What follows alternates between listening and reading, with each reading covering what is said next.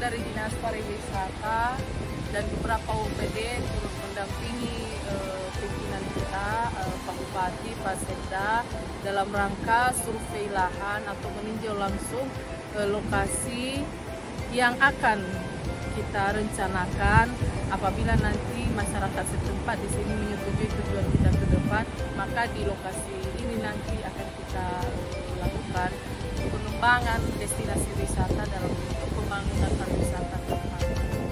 Tahap persiapan pembangunan ini tentunya kita mulai dari tahap perencanaan ya Pak ya, tahap perencanaan.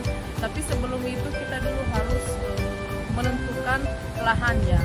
Setelah kita sudah menetapkan lahan di mana, maka kita tahap berikutnya adalah perencanaannya di penyusunan master plan.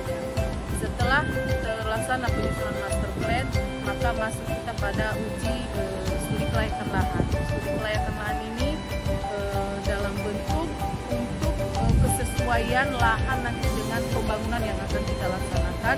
Kemudian setelah studi kelayakan lahan, tahap berikutnya adalah penyusunan atau pembuatan green design-nya itu sendiri. Pemerintah sangat berharap ada dukungan masyarakat dan seluruh stakeholder yang berkepentingan yang terkait dengan pembangunan ini. Harapan kami khususnya Dinas Pariwisata kepada masyarakat, mari kita saling mendukung, saling bahu-membahu, menyediakan lahan untuk pembangunan ini. Karena juga nanti hasil ini akan dinikmati langsung oleh masyarakat kita. Tentu tujuan kita untuk meningkatkan perekonomian masyarakat Kabupaten Nias Barat khususnya di